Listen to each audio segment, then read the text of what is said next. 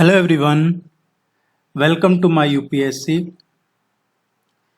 UPSC assistant professor की advertisement number 51।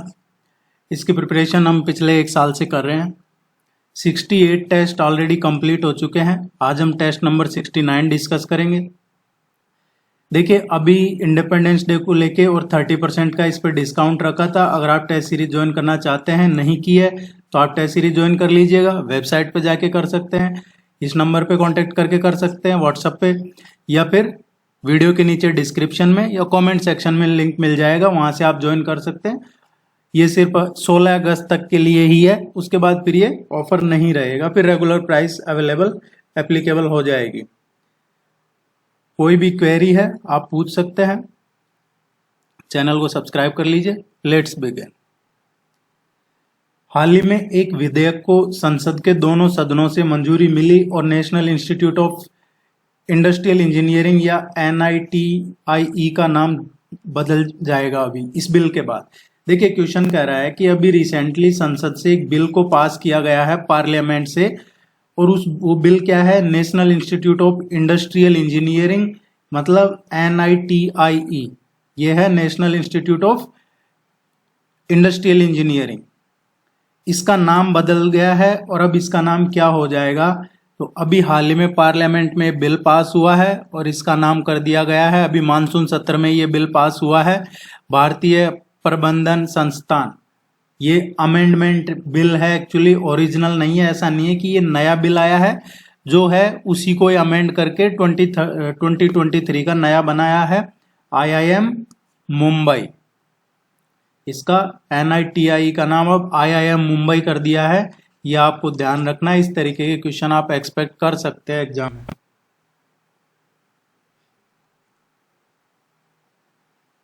जो शुरू से देख रहे हैं या जिन्होंने टेस्ट सीरीज ज्वाइन कर रखी है, उनको पता है कि ये क्वेश्चन यहाँ से 23.5 या फिर 82.5, इन दोनों में से एक क्वेश्चन आपके एग्जाम में पूछा जाता है।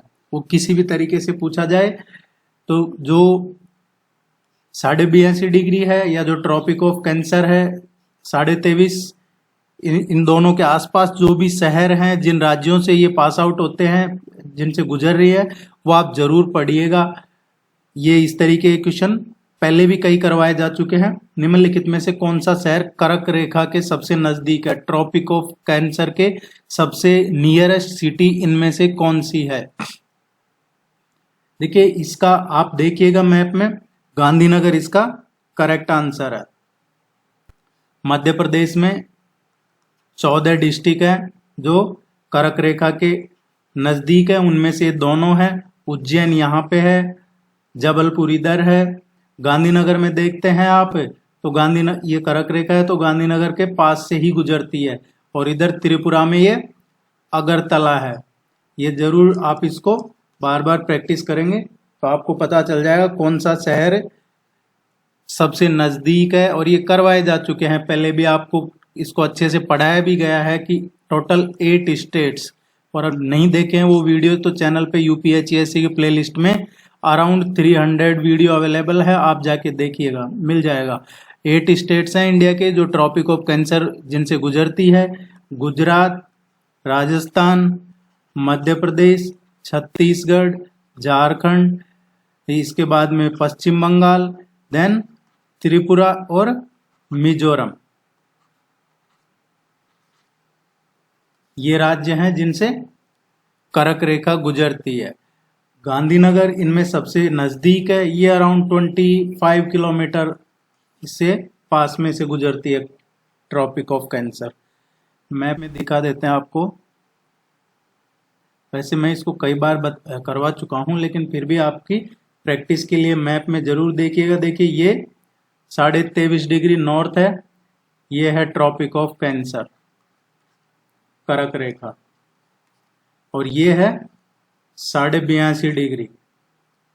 इन दोनों को जरूर पढ़िएगा। ये गांधीनगर है गुजरात में, ये भोपाल है, ये देखिए यहाँ पे उज्जैन है, इधर है जो ये जो दूसरा ऑप्शन दे रखा है जबलपुर, वो है, और ये त्रिपुरा है।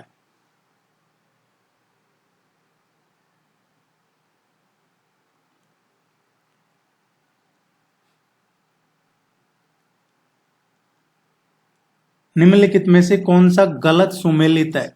मिसमैच या इनकरेक्टली मैच्ड, इनमें से कौन सा गलत है? National green tribunal Shiv Kumar Singh, NGT की बात हो रही है, नेशनल ग्रीन ट्रिब्यूनल की, शिव कुमार सिंह। ओलंपिक परिषद शेख तलाल फहद, देखिए ये सही है। अभी रिसेंटली एनजीटी के ये चेयरमैन है, लेकिन ये एक्टिंग चेयरमैन है। अभी ध्यान रखना है, ये जैसे ही नया अपॉइंटमेंट होगा तो आपको करवा दिया जाएगा। अदरवाइज आपको ध्यान रखना है, ये क्वेश्चन इसलिए करवाया क्योंकि एनजीटी के पहले जो चेयरमैन थे उनका क्वेश्चन करवाया था आपको, इसलिए ध्यान में रहना जरूरी है। ये एक्टिंग चेयरमैन है शिव कुमार सिंह। ओलंपिक परिषद ये शेख तलाल फहद अल सबा, ये एशिया ओलंपिक परिषद के नए चेयरपर्सन बनाए गए हैं, नए अध्यक्ष बनाए गए हैं। ये पर्सन इन द न्यूज में इसी तरीके क्वेश्चन पूछे जाते हैं, जरूरी नहीं है ऐसा ही हो, डायरेक्ट भी क्वेश्चन पूछा जा सकता है कि अभी हाल ही में एशिया ओलंपिक परिषद के नए अध्यक्ष किसे बनाए हैं, तो शेख तलाल फहद अल सबा को। नाटो में है जेंस स्टोल्टनबर्ग, ये नाटो के महासचिव थे और अब इनको अक्टूबर 24 तक के लिए इनका और कार्यकाल बढ़ा दिया है। UIDAI यूनिक आइडेंटिटी वाला, आधार वाला है ये, तो ये गलत है क्योंकि UIDAI जो है अभी इसके नए CEO बनाए हैं रिसेंटली, अमित अग्रवाल को नया CEO बनाया है UIDAI का। और जो पैट्री ओरपो अभी रिसेंटली फिनलैंड के नए प्राइम मिनिस्टर बने हैं। फिनलैंड की पार्लियामेंट ने इनको देश का नया प्रधानमंत्री चुना है, पैट्री ओरपो को। ये ध्यान रखना है, इंपॉर्टेंट है।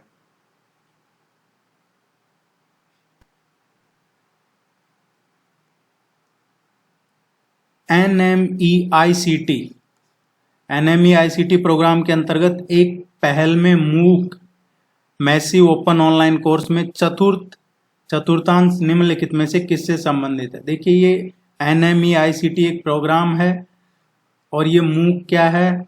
MOOCS, ये कैपिटल में है सारे, S छोटा है। ये एक्चुअली क्या है,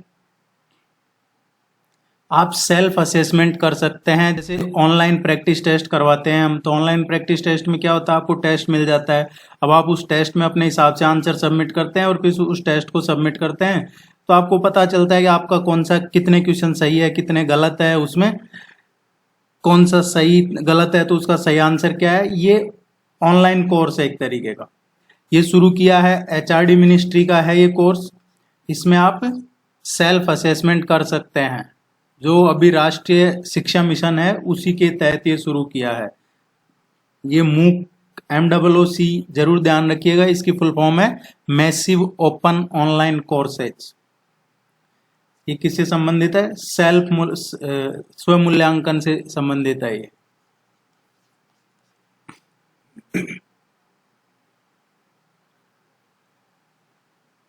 हाल ही में खबरों में देखी गई निराक्षी निम्नलिखित में से किससे संबंधित है?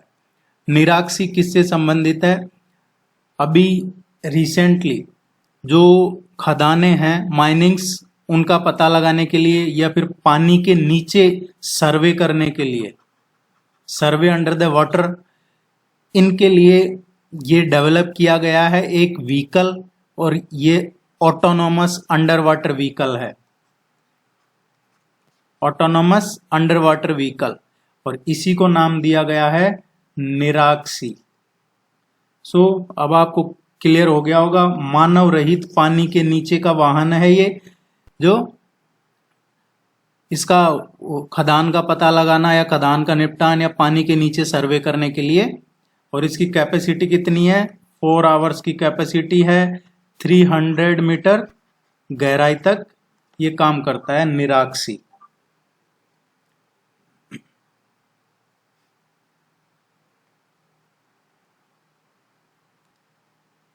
देखिए, आप वीडियो को लाइक जरूर कीजिएगा, कमेंट करके अपनी कोई क्वेरी है पूछ सकते हैं। सही चूज करना है। ये लेयर्स है एटमॉस्फेयर की, वायुमंडल की परतें हैं, इनका सही सीक्वेंस क्या है। उम्मीद है इसके नोट्स आपको भेज दिए हैं तो आपने पढ़ लिए होंगे, नहीं पढ़े हैं तो अब भी टाइम आपके पास, पढ़ लीजिए। आपने ज्यादातर पढ़ा होगा क्षोभ मंडल, समताप मंडल, इस तरीके से पढ़ा होगा आपने।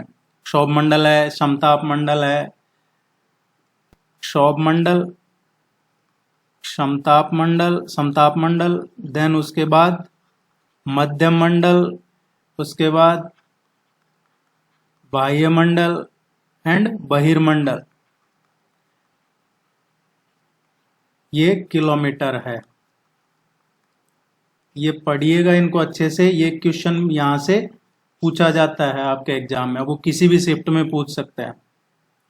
इसका जो सही सीक्वेंस आएगा, देखिए जो क्षोभ मंडल है उसको परिवर्तन मंडल भी कहा जाता है।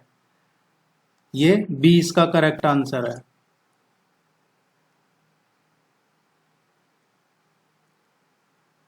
इनका सीक्वेंस जरूर पढ़िएगा आप। ओजोन लेयर का पूछ लिया जाता है कई बार, ओजोन लेयर किसके बीच में है। तो देखिए जो ट्रोपोस्फियर है और ट्रोपोस्फियर के बाद में जो स्ट्रेटोस्फियर आता है, समताप मंडल। ट्रोपोस्फियर क्या है, परिवर्तन मंडल कहें या क्षोभ मंडल। इसके बाद में जो समताप मंडल आता है उसके बीच में जो लेयर है वो ओजोन लेयर है। और एक और पूछ लिया जाता है कई बार आपके एग्जाम में, या इस तरीके का जो सिलेबस दिया होता है उसमें से क्वेश्चन बनता है, ये कार्बन लाइन का।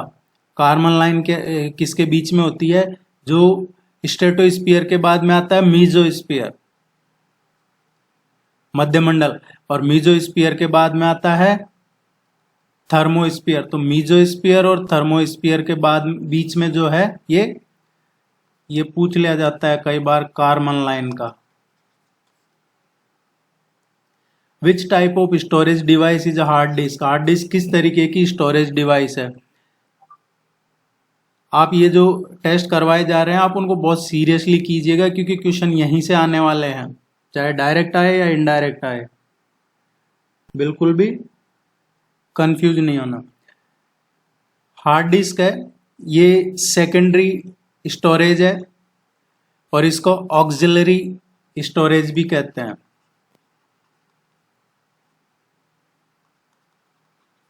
ऑक्सिलरी स्टोरेज भी कहते हैं, सेकेंडरी स्टोरेज है। देखिए दो चीजें हैं, आप एक बार समझ लीजिए ताकि आगे आपको प्रॉब्लम ना हो। यहां से क्वेश्चन आता है, एक है प्राइमरी, दूसरा है सेकेंडरी। प्राइमरी मेमोरी क्या होती है, प्राइमरी मेमोरी टेम्पररी है, सेकेंडरी मेमोरी क्या होती है, परमानेंट है। ये डिफरेंस समझिए। दूसरा है कि जो परमानेंट मेमोरी है इसको आप डायरेक्ट एक्सेसिबल है, ये डायरेक्टली एक्सेस कर सकते हैं आप इसको। कहाँ से, जैसे आपका प्रोसेसर है या सीपीयू है, यहाँ से इसको डायरेक्ट एक्सेस कर सकते हैं। जबकि जो सेकेंडरी मेमोरी है इसको डायरेक्ट एक्सेस नहीं कर सकते आप सीपीयू से, तो ये डायरेक्टली एक्सेसिबल नहीं है। प्राइमरी मेमोरी है, इसका जो नेचर होता है, जैसे रैम है, प्राइमरी मेमोरी है उसमें रैम है, रैम का नेचर क्या है, वोलेटाइल है, वोलेटाइल नेचर है। रोम है, रोम का नेचर क्या होता है, नॉन वोलेटाइल है। इसी तरह जो एक क्वेश्चन पूछा जाता है कई बार अक्सर एग्जाम में कि जो सेकेंडरी मेमोरी है उसमें इसका नेचर कैसा होता है, it is always non volatile. जो नेचर है सेकेंडरी मेमोरी का कैसा होता है, नॉन वोलेटाइल ऑलवेज। जबकि प्राइमरी मेमोरी का क्या होता है, रैम में तो वोलेटाइल और रोम में नॉन वोलेटाइल। यहां से क्वेश्चन आता है, प्राइमरी स्टोरेज है ये फास्ट होता है, एक्सपेंसिव होता है, जबकि जो सेकेंडरी मेमोरी है वो थोड़ा सा लेस एक्सपेंसिव होता है और प्राइमरी मेमोरी के कंपैरिजन में थोड़ा सा स्लो भी होता है। ये आपको ध्यान रखना है। जैसे प्राइमरी मेमोरी है इसको सेमीकंडक्टर मेमोरीज भी यूज की जा सकती है, जबकि प्राइमरी मेमोरी है एक तरीके से सेमीकंडक्टर मेमोरी। जबकि सेकेंडरी मेमोरी क्या होती है, ऑप्टिकल या मैग्नेटिक।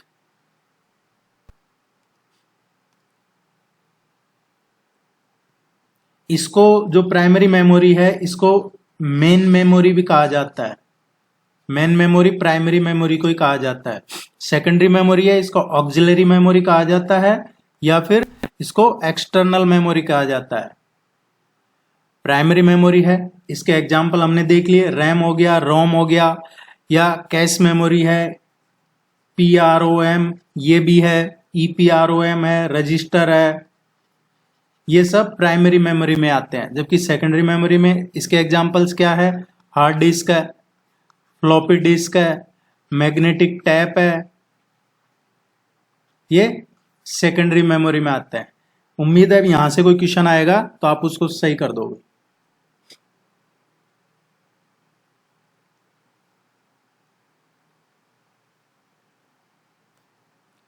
निम्न में से कौन सा गैर बायोडिग्रेडेबल है? देखिए, सबसे पहले तो ये समझना होगा कि बायोडिग्रेडेबल क्या होता है। ये इंपॉर्टेंट क्वेश्चन है, काफी चर्चा में। बायोडिग्रेडेबल क्या होता है? उस तरीके की एक जैविक प्रक्रिया जिसमें आप विभाजित कर सकते हैं, जैसे बैक्टीरिया के आधार पे। जैविक प्रक्रिया क्या है? बैक्टीरिया के आधार पे आप उनको विभाजित कर सकते हैं, या फिर जैसे सभी पेड़ पौधे हो गए, जानवर हो गए, सब्जियां हैं, फल हैं, ये क्या है? इनको कहा जाता है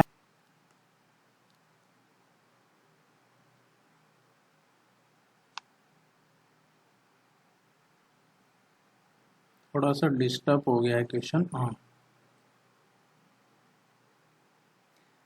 गैर बायोडिग्रेडेबल। तो देखिए, बायोडिग्रेडेबल क्या है? जिसमें आप बैक्टीरिया के आधार पे उसका डिवाइड कर सके, एक जैविक प्रक्रिया होती है ये।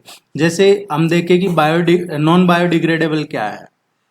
वे पदार्थ जो बैक्टीरिया से नहीं टूटे हैं वो होते हैं नॉन बायोडिग्रेडेबल या गैर बायोडिग्रेडेबल। यहाँ गैर बायोडिग्रेडेबल का ही पूछा है। अब बायोडिग्रेडेबल कौन से होते हैं? जैसे पेड़ पौधे हैं, जानवर, सब्जियां, फल, ये सब बायोडिग्रेडेबल। ऊन है, ये जानवरों से प्राप्त किया जाता है तो ये बायोडिग्रेडेबल है। नायलॉन है, ये एक ह्यूमन के द्वारा बनाया हुआ है, मैन मेड फाइबर है, नायलॉन। इसको किसी भी प्राकृतिक, जैसे कच्चा माल हो गया, पौधे या जानवर, इसका उपयोग किए बिना बनाया गया था शुरू में 1931 में। इसको कोयला, पानी, हवा से तैयार किया था शुरू में, लेकिन ये पहला पूरी तरह से सिंथेटिक फाइबर था। ये बायोडिग्रेडेबल नहीं है। जानवरों की हड्डियां है, चाय की पत्तियां है, ये सब बायोडिग्रेडेबल है। जैसे पेस्टिसाइड है, केमिकल है, ये गैर बायोडिग्रेडेबल है।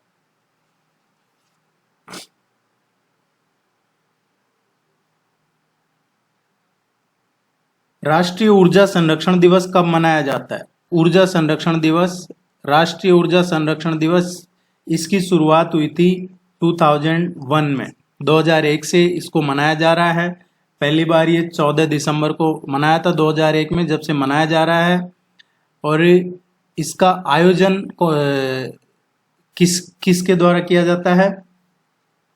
जो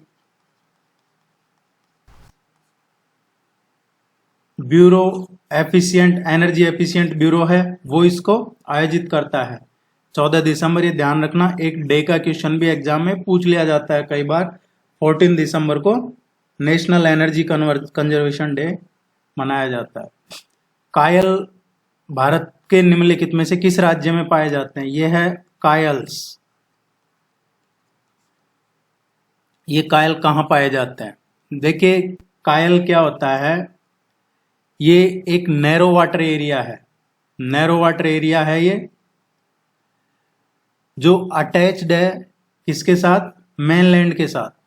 मेनलैंड के साथ अटैच है, किसकी फॉर्म में? एक चैनल की फॉर्म में। तो आपको ये डेफिनेशन याद हो जाएगी।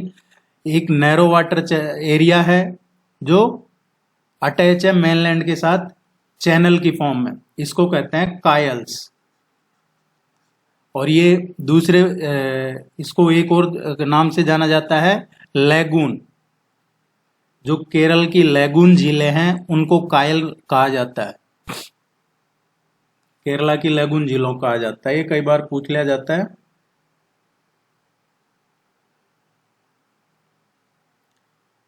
मुश्क बुद्जी जो हाल ही में खबरों में रहा, ये कहाँ उगाया जाता है? मुश्क बुद्जी क्या है? ये है चावल है। मुश्क बुद्जी चावल है। अभी क्यों चर्चा में है? इसको रिसेंटली जीआई टैग मिला है, जियोग्राफिकल इंडिकेशन टैग मिला है इसको। ये छोटा, मजबूत और सुगंधित है, और शादी ब्याह के, शादी वगैरह के या कोई उत्सव त्योहार होते हैं उस टाइम पे स्पेशली इसको बनाया जाता है, इसको खिलाया जाता है जो स्पेशल ओकेजन होते हैं उस पे। और ये इसके बारे में कहा जाता है कि काफी सुगंधित है, और ये कश्मीर में ही केवल जो शादी त्योहार है उन पे यूज लिया जाता है, खाया जाता है।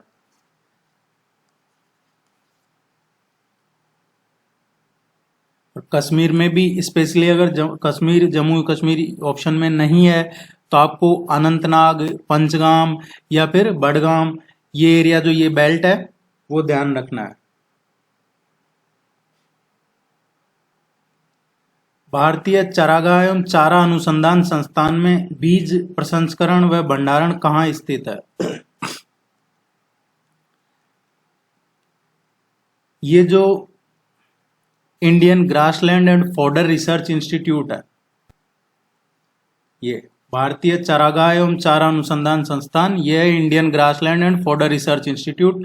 इसकी स्थापना की थी 1962 में झांसी में।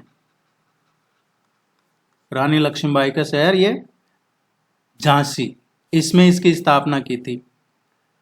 बाद में क्या हुआ, 1966 में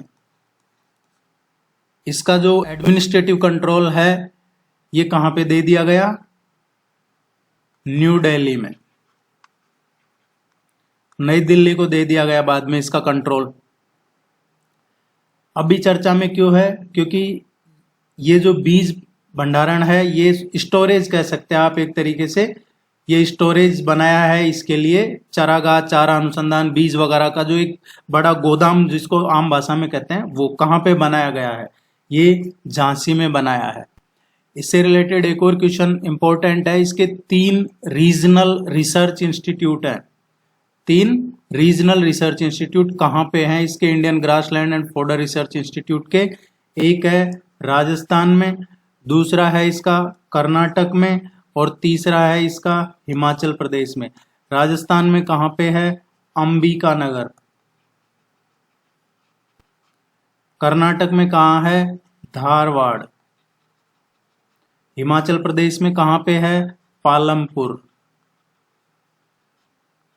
ये आपको ध्यान रखने हैं, ये इस तरीके के क्वेश्चंस है जो इंपॉर्टेंट है।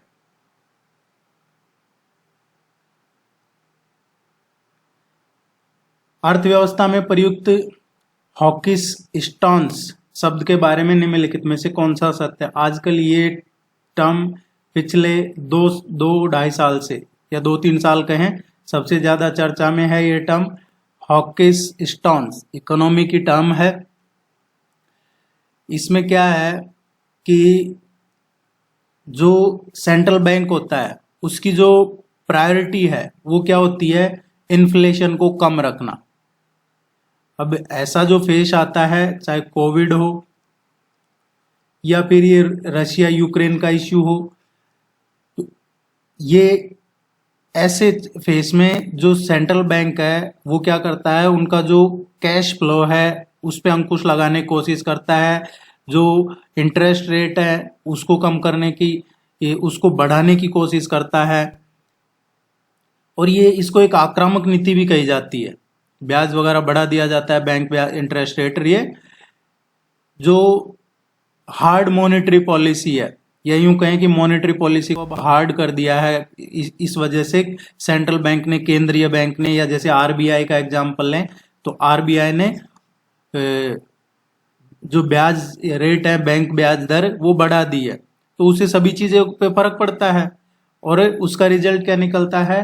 टू कंट्रोल द इन्फ्लेशन को कम रखना है। लेकिन ये इतना आसान नहीं होता बैंकों के लिए। ये बात अलग है कि अभी आरबीआई है ये इसको कर रहा है कंट्रोल। आरबीआई के गवर्नर को भी रिसेंटली को इंटरनेशनल अवार्ड भी मिला है इसके लिए कि इंडिया है जो इसको ये सब इश्यू होने के बाद भी महंगाई उतनी ज्यादा नहीं है, महंगाई है लेकिन उतनी ज्यादा नहीं है जितनी नेबरिंग कंट्रीज में देखें, पाकिस्तान, श्रीलंका, बांग्लादेश या और जो कंट्री है चाहे अमेरिका, रशिया, चाइना और सभी में है उतनी नहीं है। बी इसका करेक्ट आंसर है। ये टर्म जरूर ध्यान रखिएगा, हॉकिस स्टांस।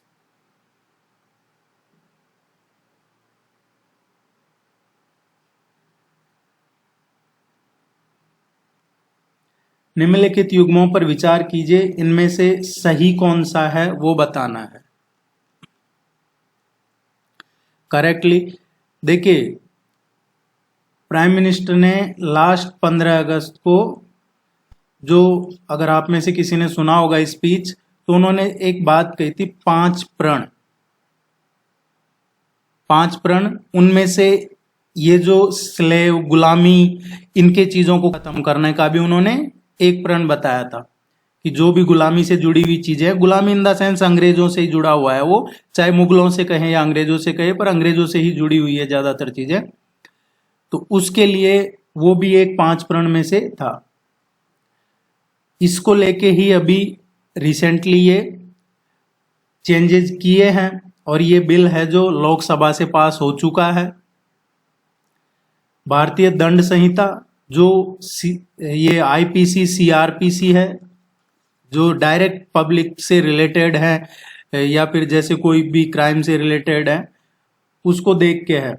पहले क्या होता था, ये जो भारतीय दंड संहिता है, देखिए आप इनमें देखिए, ये दंड संहिता 1860 ये दंड है। दंड प्रक्रिया संहिता 1898 ये दंड है। भारतीय साक्ष्य अधिनियम 1872 ये भी साक्ष्य भी दंड ही जैसा है। लेकिन इसमें क्या है, साक्ष्य नहीं है तो भी अंग्रेजों ने कुछ ऐसे कानून बना रखे थे कि उनको दंड देना है, और साक्ष्य है तो हो सकता है कि आप जमानत वगैरह मिल जाती है। अब इसमें सब में चेंज कर दिया गया है, सारा ये आईपीसी सीआरपीसी सब चेंज हो गया। जो दंड है उसकी जगह क्या किया है, सुरक्षा संहिता, न्याय संहिता ये कर दिया है। तो गवर्नमेंट का कहना है कि जो दंड है उसकी जगह अब न्याय प्रणाली की है, न्याय की विधेयक लाए हैं। तो ये आपको ध्यान रखना है, एक एक भारतीय दंड संहिता 1860 है, इसको किया है भारतीय नागरिक सुरक्षा संहिता विधेयक 2023। दंड प्रक्रिया संहिता है 1898, इसका किया है भारतीय न्याय संहिता विधेयक 2023। नहीं, ये दोनों ही गलत है। भारतीय साक्ष्य अधिनियम 1872 है, इसका किया है ये साक्ष्य विधेयक, ये सही है। देखिए जो दंड संहिता 1860 है, इसको किया है भारतीय न्याय संहिता विधेयक 2023, और जो दंड प्रक्रिया संहिता है इसको किया है नागरिक सुरक्षा वाला, ये किया है। ये दोनों फर्स्ट और सेकंड इंटरचेंज कर रखे हैं, तो आप समझ जाइएगा इसको पढ़ के। और जो थर्ड वन है ये करेक्टली मैच कर रहा है, ये इंपॉर्टेंट है, आपको ये ध्यान रखना है। आप इसको चैनल को जरूर सब्सक्राइब करके जाइएगा, इसको लाइक कीजिए। टेस्ट सीरीज का जैसे मैंने बताया आज आप ज्वाइन कर सकते हैं, उसमें ऑफर अवेलेबल है अभी 30% का। निम्नलिखित में से कौन सी ऐतिहासिक घटना कुख्यात कनिंघम सर्कुलर से संबंधित है। जैसे देखिए अभी हम ये सीआरपीसी आईपीसी की बात कर रहे थे ब्रिटिशर्स की, उन्हीं के टाइम का है ये। ब्रिटिशर्स ने क्या है, ब्रिटिशर्स क्या आज भी देखा जाए तो अगर बिना ज्यादा मेहनत किए अगर कोई कुछ थोड़ा इनकम आ जाता है या उसके पास कोई प्रॉपर्टी आ जाती है तो उसका बिहेवियर चेंज हो जाता है। सबके लिए नहीं है लेकिन ज्यादातर लोगों का बिहेवियर चेंज हो जाता है, ये ऐसा होता है। तो ये पहले भी हुआ करता था। ब्रिटिशर्स क्या करते थे, शुरू में जब ये ट्रेड करते थे तो बहुत अच्छा बिहेवियर था इनका, लेकिन बाद में इनका जब ट्रेड बढ़ने लगा, और trade in the sense T, चाय का ट्रेड इनको इतना रिच बना दिया ब्रिटिशर्स को कि इन्होंने चाइना तक, ये सिर्फ चाइना से चाय का ट्रेड करते थे और नहीं करते थे एक टाइम आने के बाद। तो उस टाइम पे ये कनिंघम सर्कुलर था जिसमें ये मिसबिहेव करते थे, पेरेंट्स, स्टूडेंट्स सभी के प्रति इनका मिसबिहेव हो गया था। जब ये आसाम में चाय का जो बागान वगैरह थे वहां से ये ट्रेड करते थे, चाय का व्यापार करते थे, तो लोगों के साथ मिसबिहेव करते थे। उसी को लेके ही जब सिविल डिसोबीडियंस मूवमेंट शुरू किया गया था, सविना अवज्ञा आंदोलन, उसी के टाइम पे सविना अवज्ञा आंदोलन के दौरान ही असम में ये लागू किया था इन्होंने कनिंघम सर्कुलर, और इसी के खिलाफ एक शक्तिशाली आंदोलन किया। साथ में सीडीएम ये चल रहा था और इसी के साथ में असम में आंदोलन किया, जिसके बाद में जो कनिंघम सर्कुलर है उसको इनको लेना पड़ा वापस, और इन्होंने है जो आंदोलनकारियों ने मजबूर किया कि आप पेरेंट्स के प्रति और जो गार्जियन है या स्टूडेंट्स हैं या जो आम जनता है उनके प्रति अपना व्यवहार अच्छा रखिए। तो इस क्वेश्चन का करेक्ट आंसर आएगा सविनय अवज्ञा आंदोलन।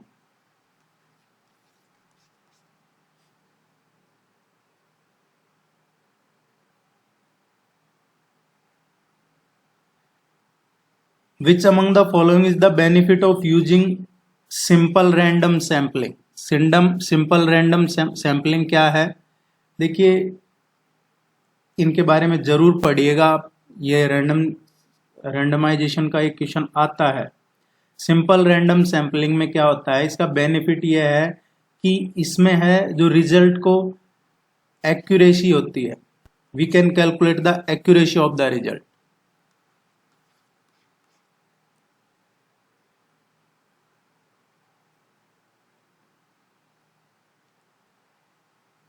वो आपके टीचिंग एप्टीट्यूड वगैरह से है, ये क्वेश्चन आते हैं। कावेरी की मुख्य सहायक नदियां कौन सी है इनमें से? कावेरी नदी है, ये वेस्टर्न घाट से निकलती है, ब्रह्मगिरी सीरीज से निकलती है, तमिलनाडु से निकलती है, तमिलनाडु में कुड्डालोर है, उसके साउथ से बंगाल की खाड़ी तक पहुंचती है। अराउंड 750 किलोमीटर इसकी लेंथ है, 750-760 किलोमीटर, जहां से ओरिजिन से बंगाली खाड़ी तक। इसकी जो ट्रिब्यूटरीज है, सहायक नदियां हैं, ये अमरावती है, भवानी है, हेमावती है, इसके अलावा है जो काबिनी है। ये इंपॉर्टेंट ट्रिब्यूटरीज हैं कावेरी की। ब्रह्मणी और बैतरणी है, ये ट्रिब्यूटरी नहीं है, ये ईस्टर्न फ्लो रिवर्स है, इंपॉर्टेंट रिवर्स है जो ईस्टर्न साइड में फ्लो करती है।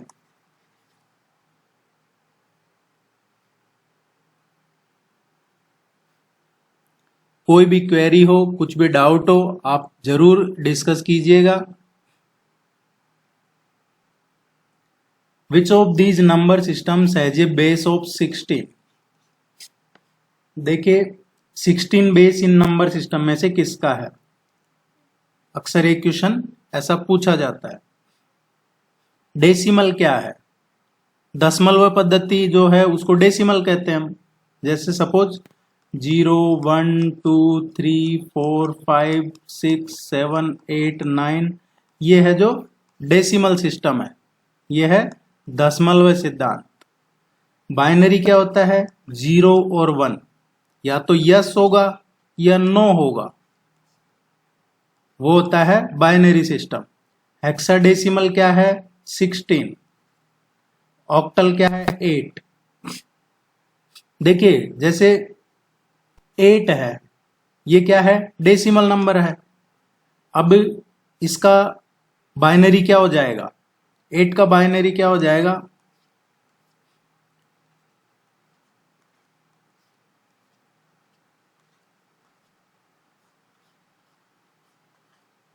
ये 8 का बाइनरी हो गया, तो 8 का बाइनरी क्या हो गया? 8 तो है डेसिमल नंबर, अब इसका बाइनरी क्या हो गया? 1 0 0 0, ये हो गया बाइनरी। तो अब आप समझ गए होंगे बाइनरी में क्या है? 1 और 0, और डेसिमल 0 to 8। ऐसा क्वेश्चन आएगा नहीं आपके कन्वर्ट करवाने का, आपके तो इसी तरीके का पूछा जाएगा। ऑक्टल क्या है, हेक्साडेसिमल क्या है, बाइनरी, डेसिमल, इस तरीके का। लेकिन इस एग्जाम्पल से आप समझ गए होंगे ये बाइनरी सिस्टम। सी इसका करेक्ट आंसर।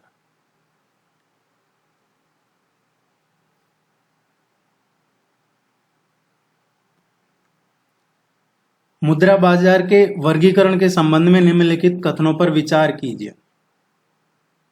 ये आजकल काफी चल रहे हैं, ट्रेंड है जो ये ऐप वगैरह का, ज्यादा इनके चक्करों में मत उलझिएगा जब तक आपको कोई इमरजेंसी ना हो। कॉल मनी, रातों रात आधार पर असुरक्षित निधियों में उधार लेना या उधार देना।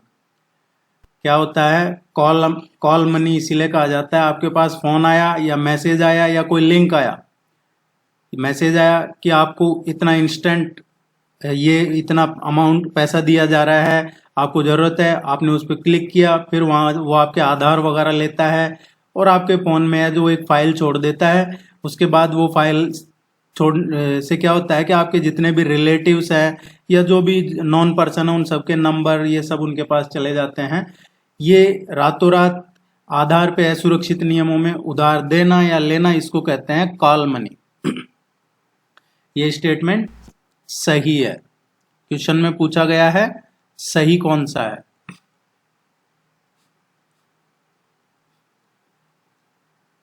नोटिस मनी, नोटिस मनी क्या होता है, 15 दिनों से 1 वर्ष तक असुरक्षित निधियों में उधार लेना या उधार देना। देखिए नोटिस मनी क्या होता है, इसमें जो रातों रात उधार लेने या उधार देना है इसको छोड़कर, फर्स्ट ऑप्शन को छोड़ के, और ये 15 डेज नहीं होता, 14 डेज का होता है। और इसमें असुरक्षित निधियों में उधार देना या उधार लेना होता है। इसमें 14 डेज का होता है। इसके बाद आप अमाउंट नहीं जमा करवाते हैं। जैसे सपोज आपने 1 लाख रुपीज है 14 डेज के लिए ले लिया है, इससे किसी से कोई ऐप है या कोई बैंक है या शॉर्ट टर्म कुछ भी है, ये कोई फाइनेंस का, इससे ले लिया, अब 14 डेज में नहीं देते हैं तो 15 डेज से फिर ये इनके हिसाब से ये इंटरेस्ट लगाते हैं, प्रिंसिपल अमाउंट, फिर पर डे अमाउंट, फिर वो पता चलता है आपको 30 डे में 1 लाख का सीधा सीधा 1.5 लाख हो गया। और फिर एक अगर ये टाइम के बाद फिर ये काफी प्रॉब्लमेटिक है, इनकी वजह से आजकल काफी लोग सुसाइड वगैरह कर रहे हैं। तो बच के रहिएगा इस तरीके से। आप बैंक में जाके ले सकते हैं अपना, जो अगर आपको किसी को जरूरत है तो ऐप वगैरह को अवॉइड कीजिएगा। टर्म मनी, टर्म मनी क्या है, 14 दिनों तक असुरक्षित फंड में उधार लेना या उधार देना। ये सही नहीं है। देखिए टर्म मनी है ये 14 डेज तक नहीं है, 14 डेज प्लस है, 14 दिनों से अधिक, और 14 डेज टू 1 ईयर, ये टर्म मनी है। तो ऑप्शन सिर्फ फर्स्ट ही सही है, बाकी इनकरेक्ट मैचिंग है।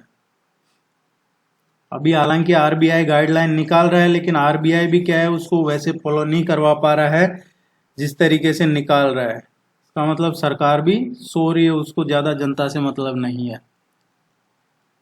काफी केस हो चुके हैं इसमें, ज्यादातर चाइनीज इन्वॉल्व है, चाइनीज ऐप वगैरह। ग्रे जोन ऑपरेशन शब्द किससे संबंधित है?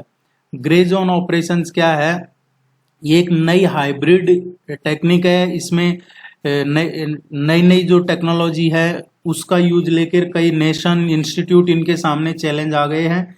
ये साइबर वॉर है एक तरीके से, ग्रे जोन ऑपरेशंस ये साइबर वॉर है।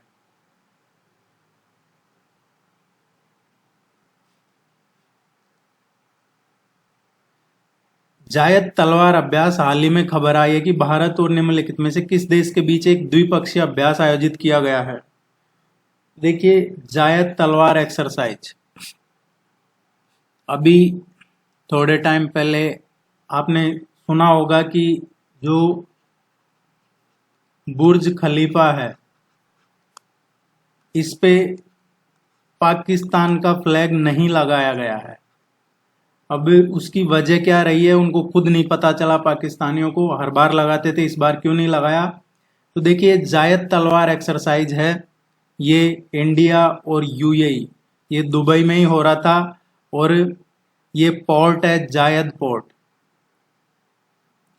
ये जो बुर्ज खलीफा है इससे लगभग 8 किलोमीटर के अराउंड में ही है ये, जहाँ पे ये एक्सरसाइज हो रही थी। तो अब इधर भारत और दुबई की ये एक्सरसाइज हो रही है, ये दुबई में, सऊदी अरब में नहीं, यूएई है इसका आंसर। सऊदी अरब नहीं है, यूएई है। यहाँ पे एक्सरसाइज हो रही है, उधर पाकिस्तान का फ्लैग नहीं लगा सकते वो, एक वजह ये हो सकती है।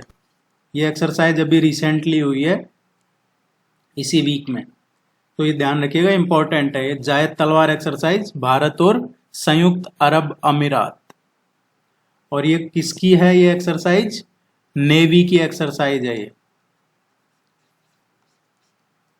जैसा मैंने बताया आपको, ये जायद पोर्ट का बताया, तो उससे आप समझ गए होंगे कि ये नेवल एक्सरसाइज है।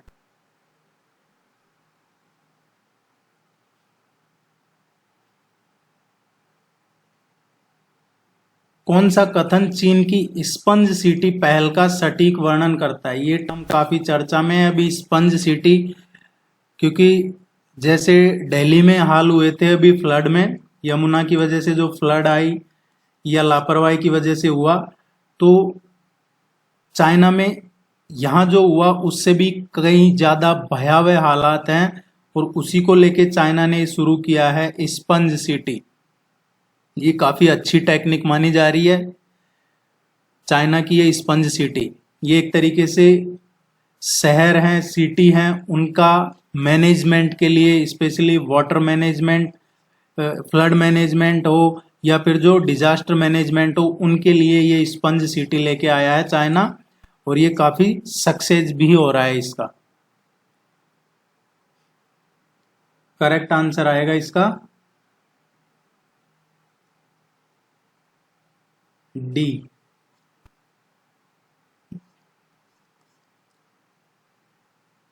हाल ही में देखा गया कि माया ऑपरेटिंग सिस्टम किस मंत्रालय द्वारा कार्यान्वित किया गया है? माया ऑपरेटिंग सिस्टम है ये रक्षा मंत्रालय का है।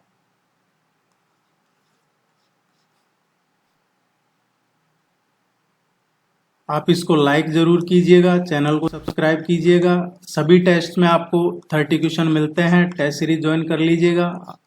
16 अगस्त तक के लिए ये ऑफर अवेलेबल है। Thank you very much, good luck.